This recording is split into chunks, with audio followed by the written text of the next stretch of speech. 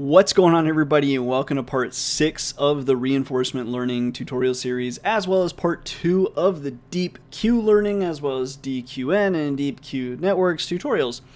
Where we left off, we're basically ready to add the train method to our agent and then basically incorporate our agent to the environment and start that iterative training process. So I've switched machines. I'm on a Paperspace Ubuntu machine now. And then I've pulled up the exact versions that I'm using. Also, people ask a lot, like, why am I on Paperspace? It's just a nice virtual machines in the cloud, kind of cloud desktop, but also high-end GPUs. It's great for doing machine learning in the cloud if you want. I'll put a link in the description. It's a referral link. It's like a $10 credit. You can definitely check them out. This wasn't really meant to be a sponsor spot, and like I really do use I use the heck out of Paperspace. so anyway, and I've got plenty of high-end GPUs locally. It's just very convenient to use Paperspace. But anyways, I've pulled up the exact versions of things I'm using. TensorFlow 2.0 is on the way.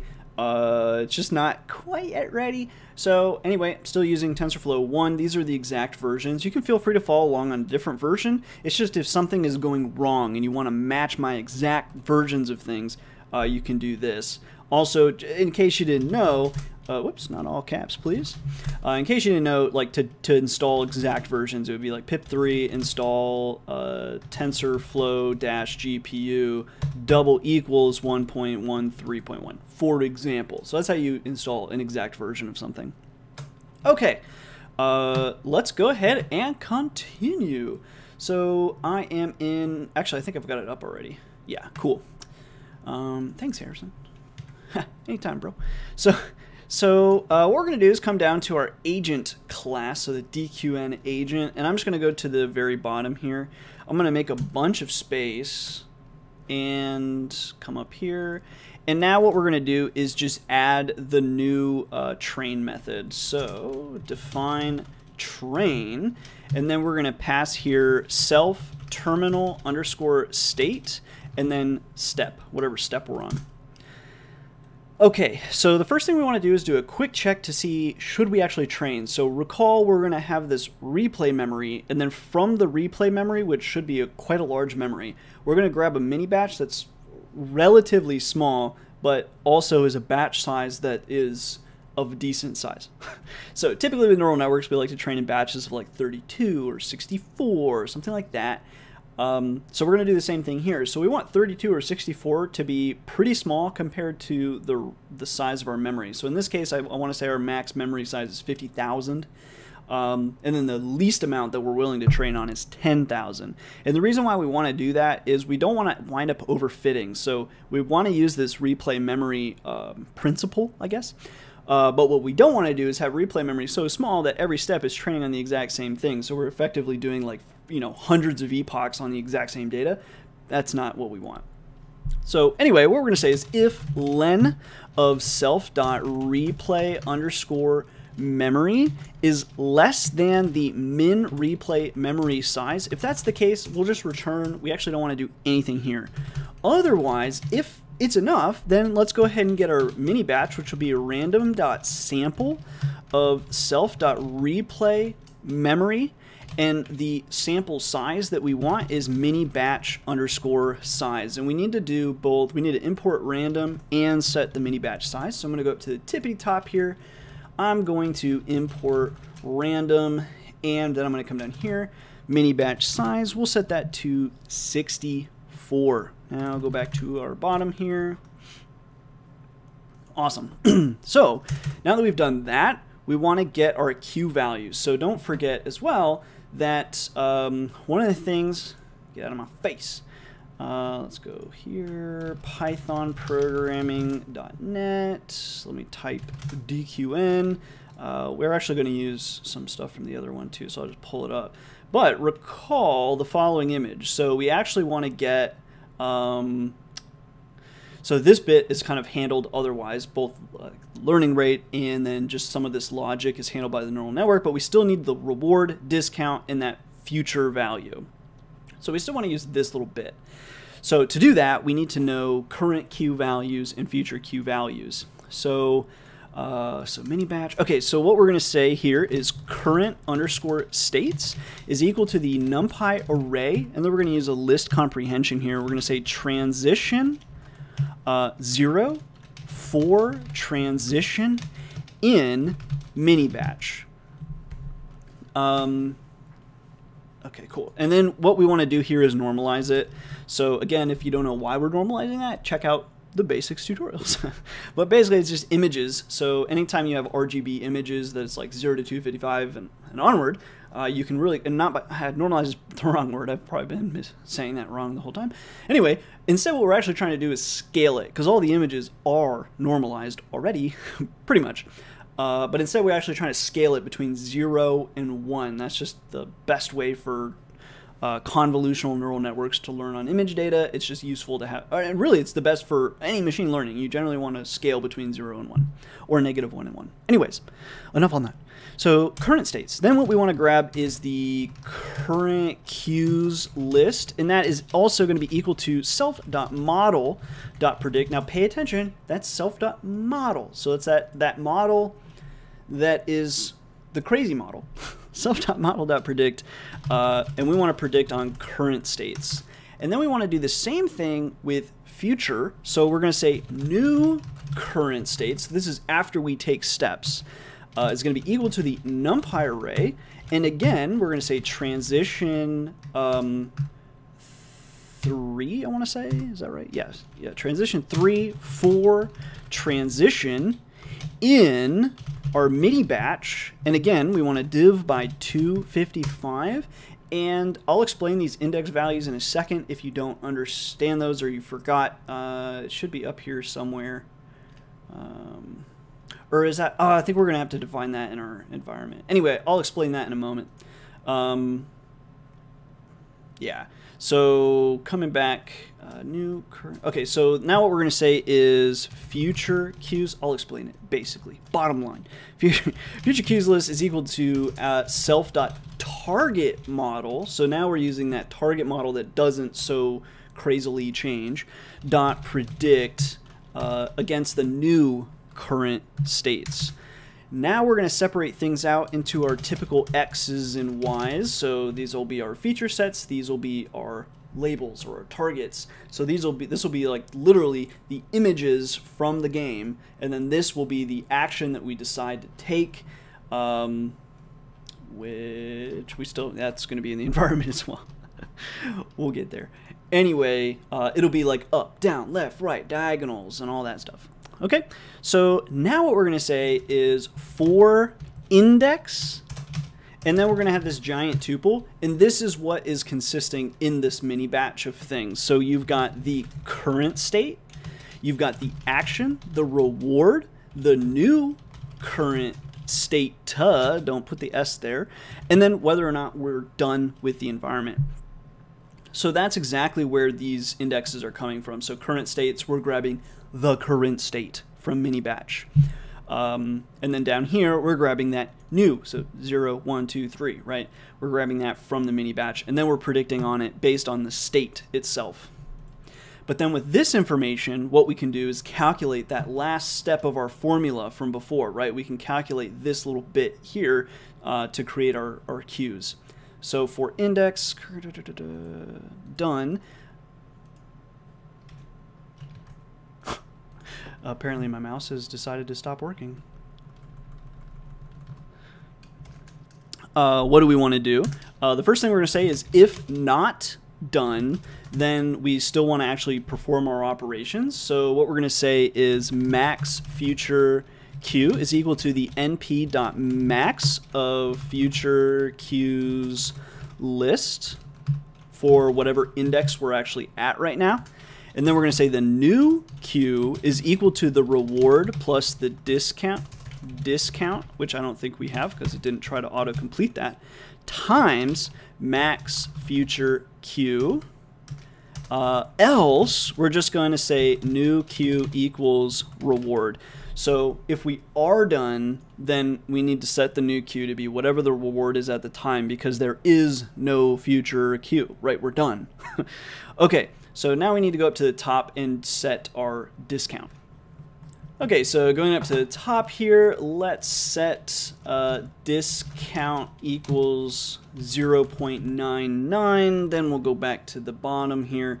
And now what we want to do is actually update these queues. So recall, this is how our neural network is going to work. You got input, then you got the output, which is your Q value. So let's imagine the scenario where we got this out. The action that we would take, given no epsilon, let's say, would be this one, right? 0, 1. At index 1, we'd take action here because the Q value was 9.5. It was the largest Q value. But then let's say, we don't like that action. We ended up actually degrading it a little bit, and we actually want that new Q value to be 8.5. Well, to update that for our neural network, like in our table, we just updated it, right? You just updated that one value. But in the neural network, we output these 4 values. So what we end up having to do is we update this 9.5 to an 8.5, like in a list, and then we refit the neural network to instead be 3.2, 8.5, 7.2, 1.3.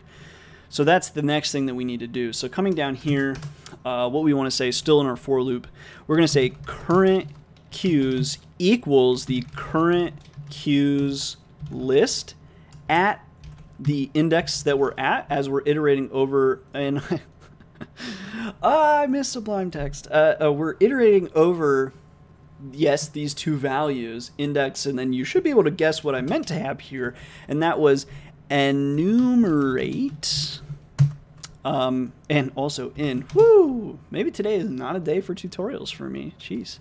And then Minibatch, that's probably going off of the screen here. See if I can help out here.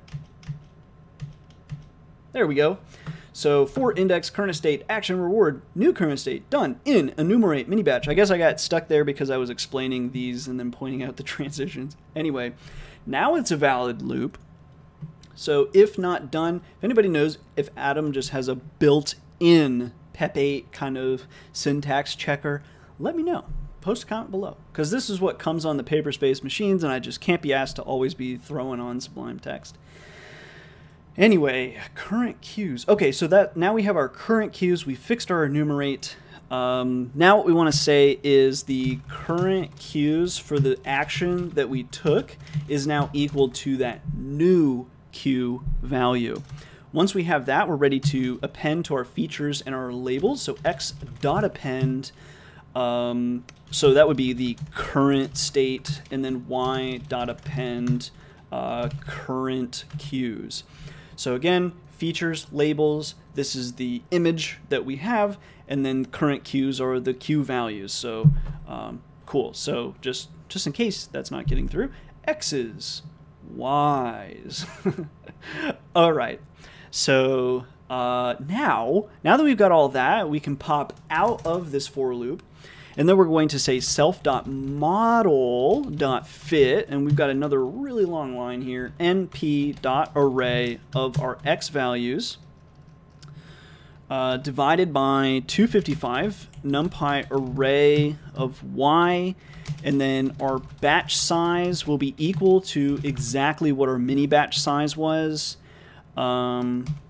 And then I think that should be valid. I almost never do this, but I'm running off the screen. I think that'll still run because we're in the parameters here. And then we're going to set verbose to 0. Then we're going to say, and make this p.8 as well. Then we're going to say shuffle is false, because we've already grabbed a random sampling. We don't need, it's no benefit to that. Callbacks will be equal to that custom callback that we wrote, so self.tensorboard. And then, so we're going to do that fit if terminal state is, well, actually, if terminal state, else none. So we will fit all of this if we're on our terminal state. Otherwise, we will fit nothing. So now what we're going to do is come down, still in line with what we're just writing there, and we're going to say if terminal state, if that's the case, we're going to self dot target update counter plus equals 1. So if we've made it to the end here, and what we're trying to do here is determine if it's time to update our target model yet. So the next thing we'll just throw in right underneath this. So updating to determine if we want to update target model yet. Okay, so we'll keep adding to that, and then if self.target target update counter, if that is greater than update target every, so this is yet another constant that we've got to define. If we've hit that number, or if we've exceeded that number, what we want to do is self.target_model.setWeights, and we just want to set the weights to self.model.getWeights. So we just copy over the weights from our initial model. And then self.target update counter needs to be reset, and we set that to 0. So now let's go ahead and update target every, and I'm trying to look and see what I went with. I think it was a 5. Yeah, 5. So we'll go up and we'll say set update that to 5. Okay. Once we have that, now we have to bring in our environment and our blob class. So those are two things I'm just going to copy and paste in. I don't think there's any benefit. We'll run through them just in case. But I'm going to come down. It's a lot of ads, bro. That's our modified tensor board. We already... Oh, wait. We're on the... I'm on the wrong tutorial. I was like, as soon as I saw a modified tensor board, I was like, uh-oh. I'm just going to go to the bottom, I guess. And then let's say... Where is... So that's our agent class that we've already written. Modified tensor board. Yeah, so this we're going to grab... I think we'll just grab all the way here and we'll just paste that above. And I'll talk about that here in a moment. So I'm grabbing all of blobenv and the code that comes right after that. So defining basically everything from blobenv to modified tensor board. We're going to grab that. I'm going to come over here and pasta. Okay, so we have our blob environment. We're saying the size is 10. Really nothing too fancy here. I don't really think anything's been updated there. The reset, like all these kind of methods here, like everything's been kind of turned into a method instead. If you still wanted to move, in this case, we'd also have to, I think we'd need that to be self.enemy, self.food. I'll just throw that in there before I forget that. Self.enemy, self.food. But we're not moving them for the basic one anyways. So this is all good. Whether or not we want to render it and then get image, this is just so we can actually pull an exact image from our environment, because we're going to use the image as input as opposed to before where we were just using the image to display it and look at it. Now the image is actually the input value, so we're not doing the delta of to the food or to the enemy. But you really could. It's just that I couldn't really decide which way I wanted to do it for this tutorial, because it's easier to learn that. In this case, this model would perform way better if we were doing that, but the problem is it's not really what we're using DQNs for most of the time, so I decided not to do that. But you can, and maybe if you want to, you should treat that, like change that, like make the input be those 4 observation things. Like see if you can do that, because that should be a pretty easy change if you understand what's going on.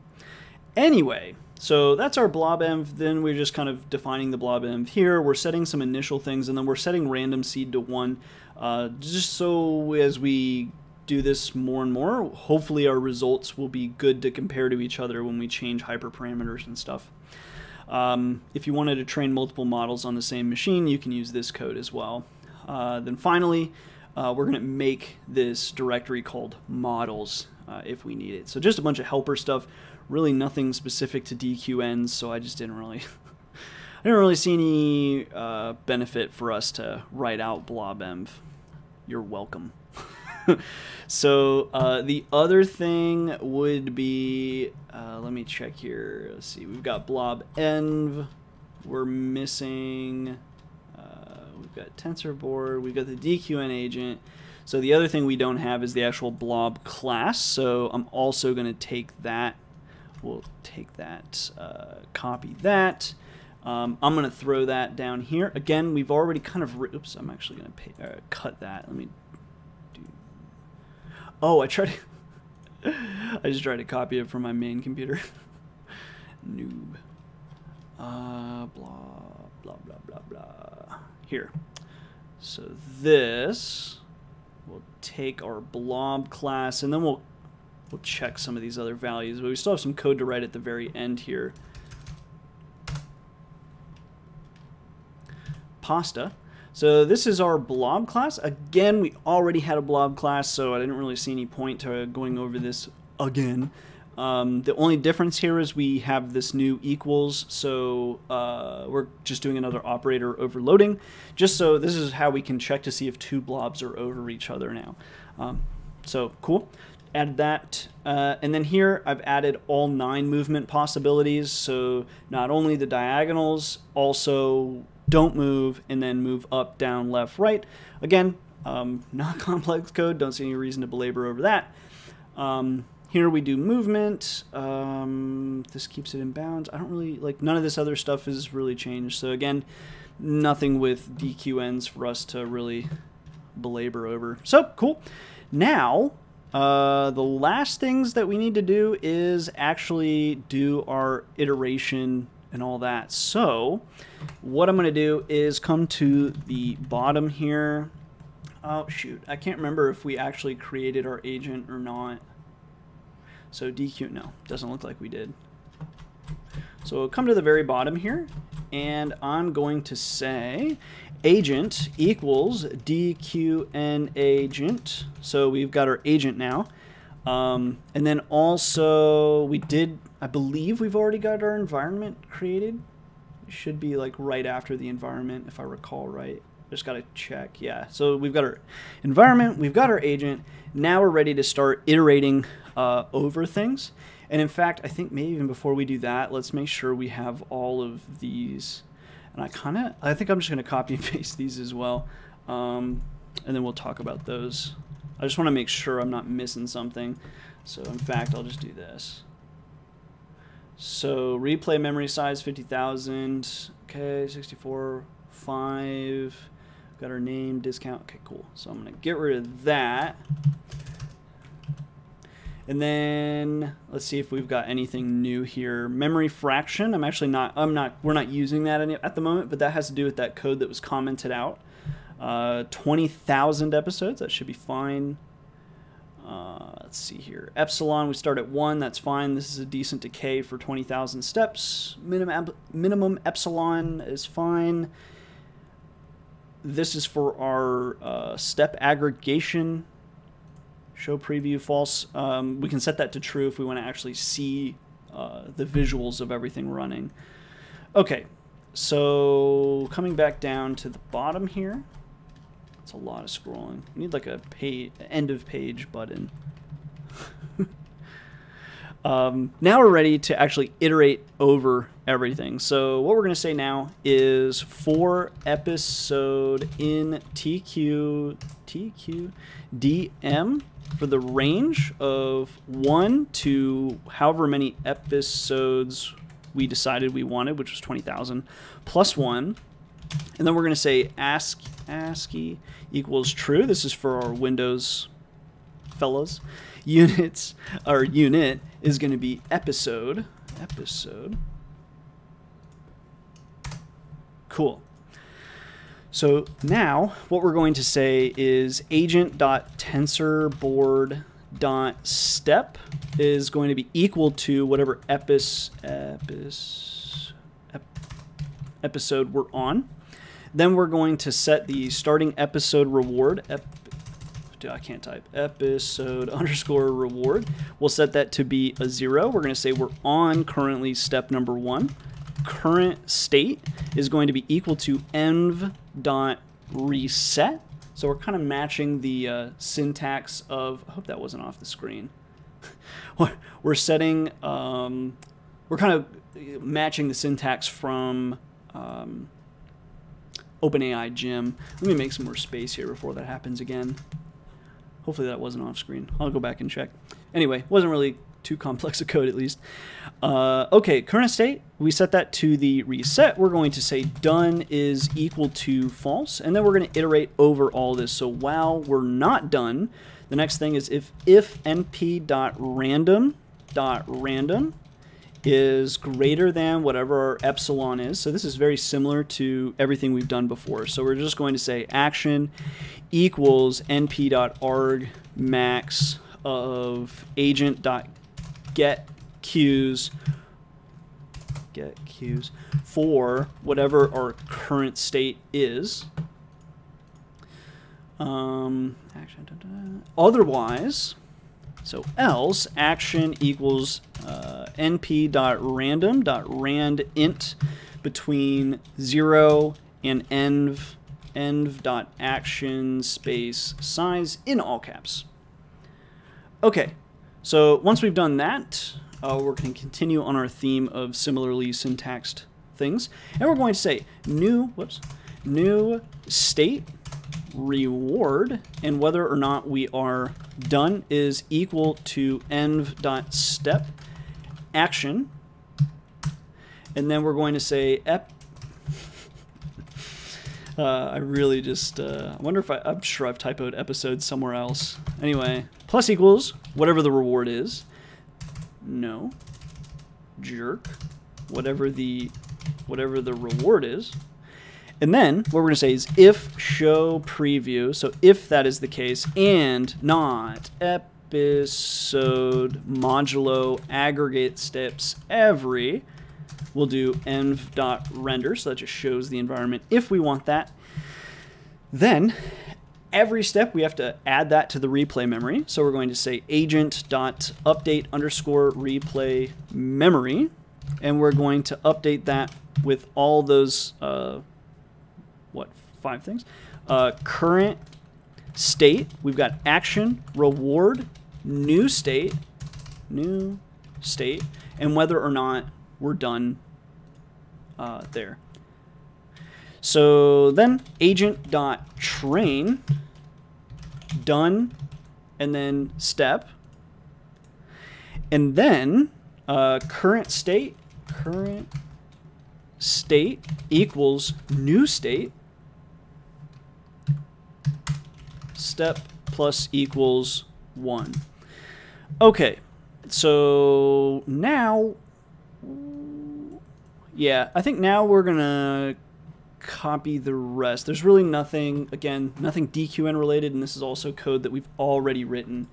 I'm just trying to keep this as short and applicable to what we're hopefully trying to learn. So this is where we are now. And then now all we want to do is we're going to add the reward to episode rewards. We are going to aggregate various stats. So we're going to grab the average, the minimum, and the maximum reward. And then with those things, we're actually going to throw those into TensorBoard rather than creating our own matplotlib chart. But we could use matplotlib. That's totally fine. So like if you were following along and converting this to like, I don't know, some other machine learning framework, first of all, how dare you? But also you could use matplotlib. And then here, min reward. Basically what we're trying to do is find a good reason to save a model. So if a model scored really good based on right now we're just throwing in one thing, but you could change it or you could make it based on multiple things. So first let me just copy this over now. So I'm going to say copy. I'm going to come over here where we just were, pasta, and cool. So we add that, and then so here, min reward, if we scroll up to the top, that was one of the things that we just kind of threw in, I think. Yeah, so negative 200. So this is like if the model hits an enemy, it's a negative 300, and it's taken steps. So if the model gets a negative 200, that mostly just means it didn't get to the food, but it also didn't hit an enemy, so that's still like somewhat positive, let's say. So so if the worst agent still never hit an enemy, we're saying, hey, that's a good thing. But you could also say, like, you could take min reward, you could set it to -100, and instead you could say rather than min reward being greater than or equal to that, we could actually say average reward. So if the average reward is greater than -100 or 0, then let's save that model. So then we save that model, okay? Otherwise, we're just decaying epsilon. That's the same as what we did before. So, okay, so we've covered a lot of things. I did copy and paste some things, and I know someone's going to be like, you made fun of people for copying and pasting. What I meant before was that people were copying and pasting from each other. In this case, the things I copy and pasted was like the stuff that we've already written or the things that don't matter. So feel free to let me know if you like that or dislike that. It would have taken probably 2 more videos for us to rewrite do the environment thing, and to do, what was the other thing? We copy and paste. Well, also the tensor board, the blob env, and we only made a couple of changes to the book, but even like all those stupid elifs, like, come on. You're welcome. So anyways, let me know if you like that or dislike that, but I think that made the most sense. So now we're ready to actually train. So what I'm going to do is I'm going to start training, see if we hit errors, try to debug through those errors. I'm sure I made a lot of typos. And then I'll kind of just like pause the recording, and then I'll show you training through, and then we can kind of look at how the model is doing and stuff like that and talk about it, and just really have a good time together. So now what we're going to do is first let's open in terminal. Let's go ahead and run DQN part2.py. No way, I was gonna say there's no way we don't have set, of course. So the one thing so we forgot TensorFlow, so great. And I think what I'm gonna do actually is, because we probably are missing a few of the other imports, I'm actually just gonna copy the imports from here, because I'm sure we're missing a few. So I'm gonna copy that, go up here. Deep reinforcement learning is really complicated, guys. There's a lot of moving parts. In case you didn't know. Okay, so yeah, I'm trying to think if there's anything here that might be confusing. No, I've explained all that stuff. So cool. So now let's go back to where I was. I'm gonna close that because I don't want that getting in my way anymore. And let's try and rerun part 2 yet again.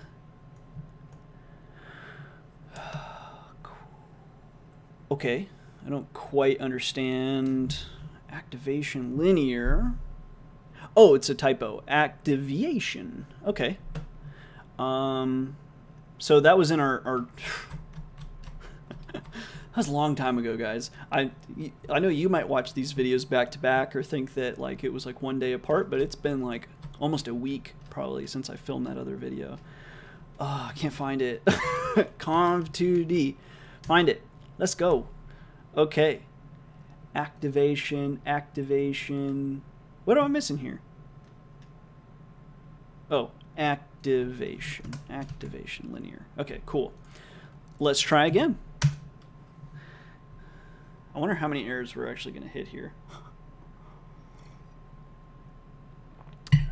Step action equals NPR get queues current state. Did we actually pass? That's totally possible. Get queues for current state. Let me see if that's actually get queues.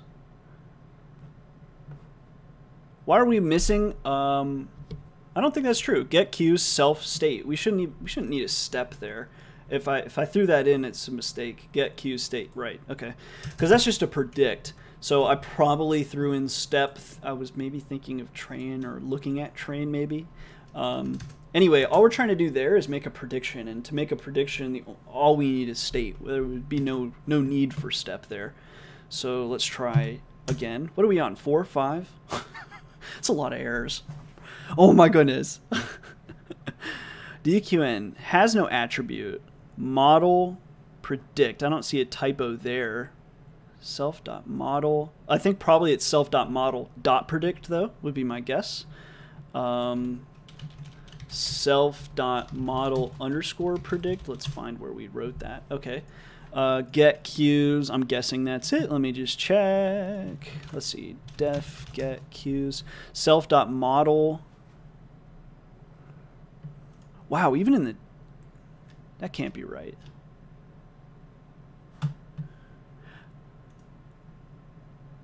I'm just going to change this, but actually in the that's so weird. In the text-based version, it even says that self.model.predict. That's got to be a mistake. I mean, I just can't imagine that would be correct. Who knows though? I'm getting pretty tired. This stuff is some dense stuff. Let's try that again. Let me go to the end of this. There's no way. Please just start training. I beg you. Self.model.predict. Was that in get cues? Model predict. Yeah, it was in get cues. Interesting. Okay, so it's actually training. Thank the Lord. Yeah, interesting.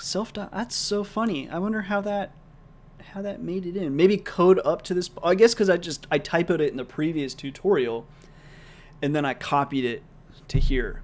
I'm surprised nobody picked that up in the previous tutorial, to be honest. That one's already been released for the current channel members, which is about 100 people. So I'm surprised nobody noticed that one. Or was like, what's model predict? But I guess maybe they thought that was coming. I don't know. Anyway, okay, cool. So while that's training, shout out to, speaking of channel members, some of my newly upgraded for different months channel members. I'm clicking the wrong thing. There we go. Fuba44, Johannes Gessler, both of you guys working on month number 12, which is crazy. Frank Lloyd Jr., 3 months. Payman Sayadi, 5 months. Chris Olin, 4 months. And Nikesi Weki for 7 months. Thank you all very much for your support. It allows me to do things like this that take me so freaking long, and the ad revenue will never pay for this video. So I really, really appreciate y'all's support, because this stuff's super cool. But like I said, I could not do it if I didn't have some sort of outside support, because advertisers don't care about these videos. Not enough. Mostly because not enough people care about these videos. It's very difficult as a niche channel doing, like, it's already, programming is niche. Nobody wants to watch programming. Like, pretty much every one of my viewers is like super unique. Like, you guys are watching this, I assume most of you, for fun. So you're already a pretty rare individual. So anyways, it's hard out there for a Centex. Anyway, so what I'm going to do is I'm going to let this keep training. I'm going to let it, I think we'll let it go through 20,000 steps, and we'll see where we are. I might run it again. So sometimes as the model learns and does like a cycle through epsilon, it's useful to do it again. So reset epsilon back, let it decay again. And I found that to be true also with learning rate. Just with any neural network. So even if you could let it continue training or decay it slower, so like let's say you did 20,000 steps, you decayed learning rate at a certain rate. If you want it and then did it again for another 20,000 steps, so now you've got 40,000 total. Well, if you decayed at a certain rate that would have gotten you to the same ending learning rate, often it's actually better to cycle it. So do 20,000, reset, 20,000 again. It's better to do that than to do one kind of pass through, because it kind of helps get you out of these local traps. So I'm finding the same thing to be true for epsilon. So rather than, let's say your end goal is to do 100,000 steps, you could have it decay in such a way that it decays smoothly all the way through to 100,000 steps, so it ends at a pretty low, let's say less than 1% epsilon, but doesn't get there quickly. It gets there, right on time to reach 100,000 steps, let's say. I find it's actually better, or so far I've found, it's actually better to instead do 20,000 steps and do 5 cycles. Like, you'll end up with higher accuracies, higher rewards, that kind of thing. So anyway, kind of cool. So maybe I'll get to show you guys that here. We'll see. So questions, whatever, if you're feeling fuzzy, it's normal.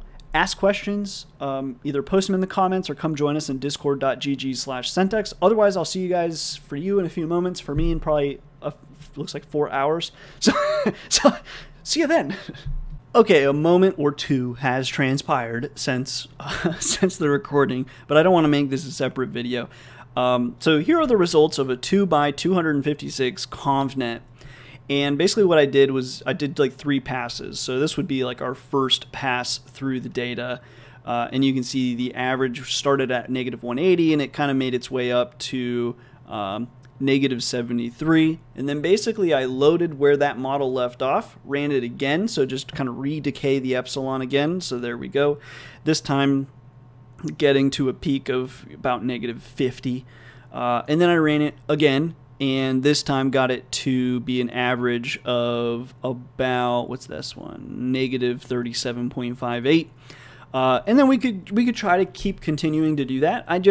It's taking a lot of time to train these, and this isn't necessarily like the coolest model in the world, okay? And it's not the coolest environment, so I don't really want to spend too much time going over this. I've already taken quite a while to do this series. Like, you guys don't understand, like, just doing the last 2 videos has taken well over a week, probably 2 weeks worth of work, especially if you include what I've had Daniel doing as well. I mean, it's just taken a lot. So anyway, so I'm going to stop it here, and we're going to move on to another RL algorithm. So, but what you can see is it's actually pretty cool. Like some of these stats, like you can just see as you continue training, everything got better. Like you can see on the first pass, even the minimum, everything except for pretty much reward max. Like pretty quickly, it starts to max out. But here you can kind of see the minimum even improves, which is pretty good because it, I guess we're still not above -300. Like if we could get min to be above -300, that would mean we never hit an enemy, which would be really cool. Anyway, cool. So that's one. I have another tensor board, and this is a different model. And what this one is with many enemies as well as movement is turned on. So I had 10 enemies, 1 food, 1 player, and I allowed movement to be on for all of the enemies. And this was the training. I was really hoping to see something a little better than this, mostly because over here I was kind of expecting that we would be better than this. So then I started to wonder, well, you know, part of the problem is if you were to really look at this image, most of the image is like black or just nothingness. So it's like not useful in any way to the model. So then I started to think, maybe that's the problem. What if I add a lot of enemies? Then we'd have like more to work with per each convolution that happens in each window. But that didn't really solve the problem either. So, and if anything, it just made it harder. So you can see here, it really never did any better than, like, probably the best average was -120, which is pretty good. I mean, that's still most of the time it doesn't hit an enemy, at least. And if it doesn't hit an enemy, I guess it didn't exhaust steps either. So, I mean, at some point, it's still eventually, on average, getting to the food, but I don't really think it's that great. And like I said, I'd rather do a cool environment, something like StarCraft, or we could make Blob and Env cooler, but this is just taking way too long, and I just don't want to necessarily die on this hill. I want to explore some other hills and then figure out which one I really want to do battle on. So anyway, I think that's it. I'm trying to think if there's anything else I really want to say other than this. If you wanted, one thing you could do is, I'm trying to remember now. So I have DQN tutorial, but these are actually from a different directory. I'm trying to remember if this is DQN. I think it's in DQN stuff. Let me check real quick. Open up DQN stuff. Let's go to logs. Yeah, okay. So we could kind of watch the model if we wanted. So I can go up here. The last time I did this, Daniel made fun of me for this being the way that we test, or like we just watch the model, but I think it's fine. So what we'd want to do is load in the best-ish model, so pass 3, and then we could load in, well, the one that's here is actually okay. So the average, 25 max, 0.35 is the average. Ooh, I like this one better. And then the min, negative, whoa, -454 min, dang. So it almost took 700 steps, and oh, this is a -7. This is a positive. Woo, stick with the positives. Okay, so this is probably the one I grabbed, so that's fine. So we'll load in that model. We can set render show preview to true. Aggregate, I think preview is when we aggregate. Also load model. This we didn't even do in the tutorial, but just so you can see, let me just save this. This is just in the model method. So let me just search for load model here. Let's just go to next. Right, so if load model is not none, so if we set it to none, it'll create a fresh model. Otherwise, if we set something there, it's going to load the model, and then it just loads the model. Okay, nothing fancy going on there. And I think that should be everything that you would need to know as far as changing from what I just covered in the tutorial.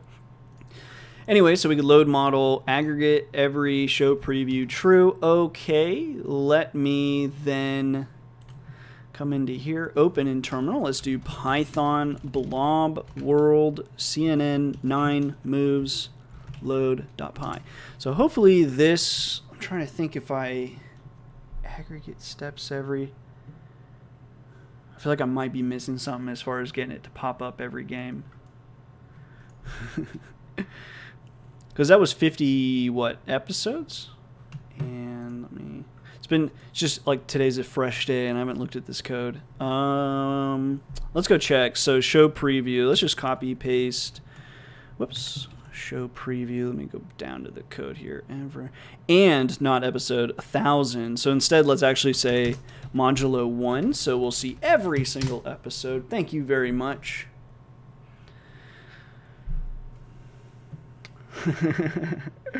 So this is just a bunch of episodes. I mean, at least he's not hitting the enemy, but he's pretty stupid.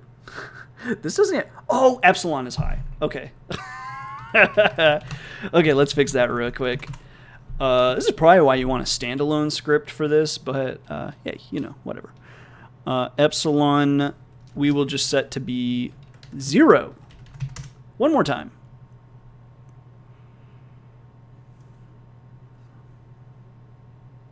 Okay, yeah, he's much quicker now at cycling through and just getting food. He's not even hitting the enemy at all. I haven't seen him hit yet. That time, at least he didn't get the food. He likes the corners. Boom, boom, boom, boom.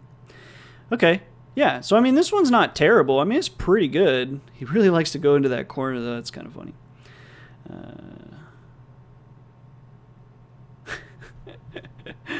Nice. Okay. All right, so that's all I'm going to do here. We're going to get into some of the other reinforcement learning models. And like I said, I'd like to do something more complex, and it kind of bums me out that it was taking so long. But hey, that's deep learning for you. It does take a while to train models. So I would like to do something far more advanced, but I want to figure out which thing I want to do, which reinforcement learning algorithm do I want to use for that. So still on the hunt. We could do some cool stuff with DQNs for sure, but I definitely want to check out A3C for sure. Before that, maybe even neat, stuff like that. So anyways, if you got something you want me to look at, let me know. Leave a comment. Come join us in the Discord. Whatever. Otherwise, it is a new day, so I will shout out some of my other channel members. Eric Gomez on 5 months, Robo 5 months, Alexis Wong 7, Uday, Bingley, and Metanoia all 7 months as well. Thank you guys very much for your support. It allows me to spend a week on a stupid algorithm. Actually, it's really cool. I like that I can do this. I hope that I can continue being able to do tutorials like these that I will never make the ad revenue back on. So thank you guys very much for your support. Till next time.